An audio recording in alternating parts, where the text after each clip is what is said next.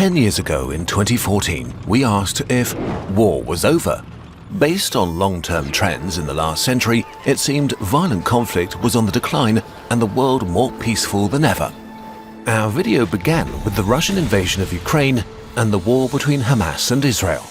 And, well, a decade later, we could start this video exactly the same way.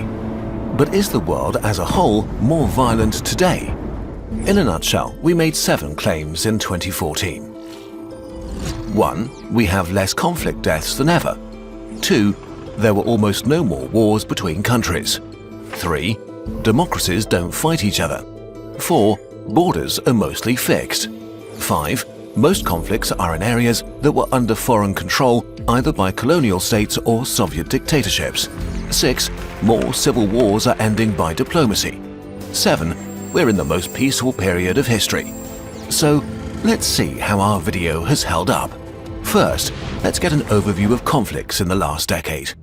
Some of the deadliest conflicts that were glowing hot in 2014 have since ended or significantly cooled down.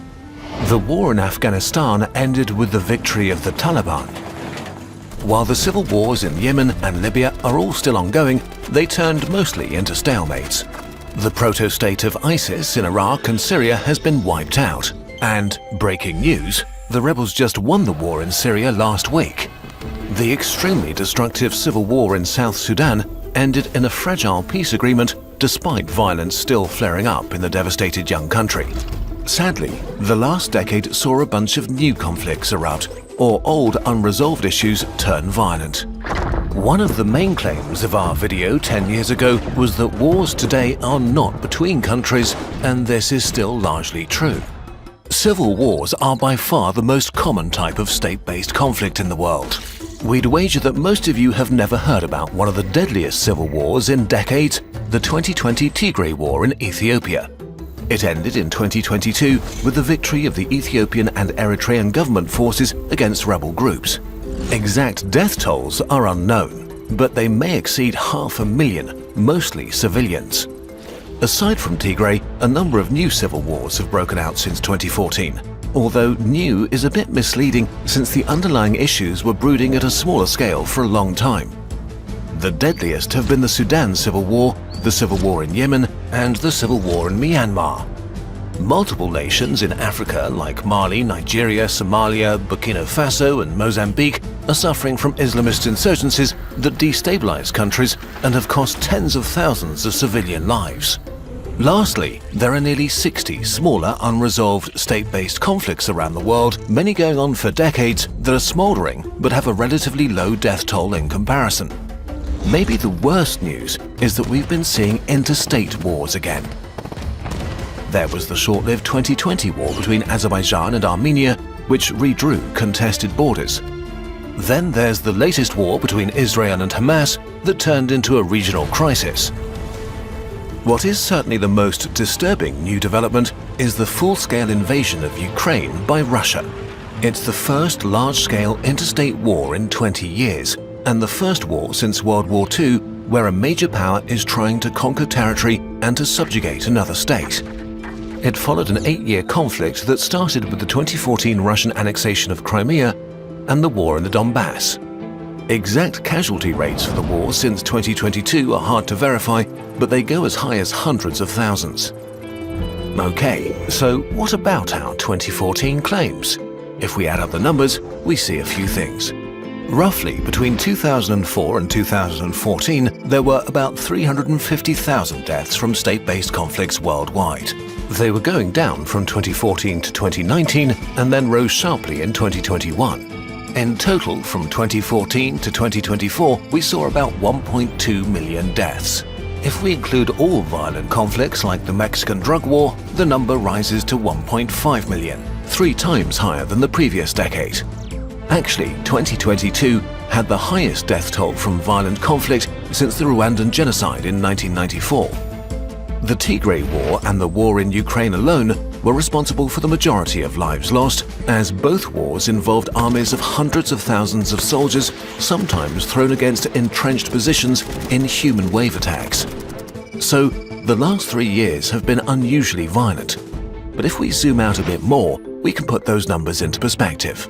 a terrible thing, but nowhere near how bad it can get when the world goes to war. In the grand scheme of things, we are still living in relatively peaceful times. But the next decade will show if the trend will reverse or if the last few years were an anomaly. Unfortunately, there have been proper wars between states again, so our prediction on wars between countries didn't hold up. What is as true today as in 2014 is that almost all armed conflicts in the world are in countries that were under foreign occupation in the 20th century, either by colonialism or by the expansive Soviet dictatorship. Ethnic groups were split apart or forced together by arbitrary borders, resources unequally distributed, or power vacuums created, which led to conflicts that are in many cases still unresolved. There have also been no wars between democracies who seem uniquely unwilling to fight each other. So compared to the last century, it's still true that war between nations is still an exception rather than the rule. On the other hand, we see fewer civil wars end by diplomacy. Instead, there's an increase in either victories or stalemates. These often aren't permanent resolutions to the conflict, only pauses in the fighting, because the underlying causes haven't been solved. For our claim about borders, we can see that most international borders in the world still hold up and are not challenged, but there are still a few dozen territorial disputes in the world, most of them in Africa and Asia. And some are getting hotter, like the border clash between India and China over Aksai Chin and Arunachal Pradesh. China's claim to Taiwan, or Venezuela threatening to annex part of Guyana's oil-rich province Essequibo. One thing that makes wars so deadly is that they're often supported by external powers. Many countries are providing support or arming up different sides or factions, like the competition between Saudi Arabia and Iran for hegemony, with Iran being the main supporter for the Houthis, Hezbollah or Hamas, or in the Ukrainian war, with the West supporting Ukraine, while China, Iran and North Korea support Russia. But it's not just countries. External powers keeping conflicts alive can also be Islamist groups like ISIS or criminal networks, or even local elites that benefit from their own country being torn apart and effectively prevent conflicts from ending. The end of the rules-based world. There's a lot of debate among experts about what factors make the world more or less peaceful, but there are no easy answers. One of the major reasons the world has seen less conflict was that after the end of the Cold War, many countries expected a sort of rules-based world order, and for a time, this worked somewhat. But things have been changing in the last few years. The world has become multipolar, with new alliances forming, and the idea of a rules-based world is being challenged. China's manufacturing capacity is now as big as the US and Europe's combined. With its massive economic development, a new superpower has risen. It's common knowledge that the US spends more on its military than any place in the world, but this may no longer reflect the true balance of power. China doesn't report all of its military spending like the US does, and it gets a lot more done with each equivalent dollar spent. Recent estimates trying to account for these differences tell us China's effective military budget is now a significant portion of the United States' budget. And with Russia breaking the taboo of launching the first war of conquest by a major power in almost 80 years, Europe has begun the process of rearming. It is slow because, well, Europe is slow, but it is happening. We're in the transition to a multipolar world again, with different nations and alliances claiming spheres of power they want to dominate. In this climate, tensions and conflicts between states have been rising, even if most of them have not turned into wars yet. So, is war over? The clear answer is no, and the direction we're headed in doesn't seem great. But with all the gloom, it's also true that we are still in a peaceful period of world history, and that deaths by war are still at historic lows. The world is at a crossroads. We'll do another update video in 2034.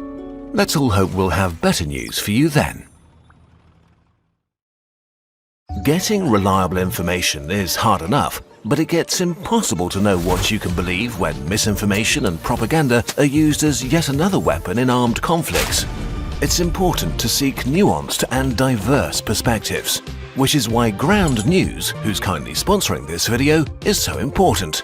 In a nutshell, the app and website gather the world's news in one place so you can compare coverage, see the bigger picture, and make informed decisions. Take the reporting on Russia's and North Korea's recent defense treaty. There are hundreds of headlines on this globally, including from many sources on the ground like Korea and Russia. Some report it as a defense deal, others call it an alliance or strategic partnership, which creates very different images. The interesting insight is how most of the sources are government-affiliated, which presumably affects their choice of framing. Reading the news this way lets you compare different perspectives in one place, see how narratives and possibly public opinion could change. You also get a sense of the bigger picture and how much weight a story really carries to tell apart reason from racket. Go to ground.news/KIN or scan the QR code to check it out. With their Vantage plan, you can even keep yourself in check. For example, your personalized My News Bias dashboard gives you insights about your potential blind spots and enables you to broaden your perspectives by actively seeking information outside your typical sources.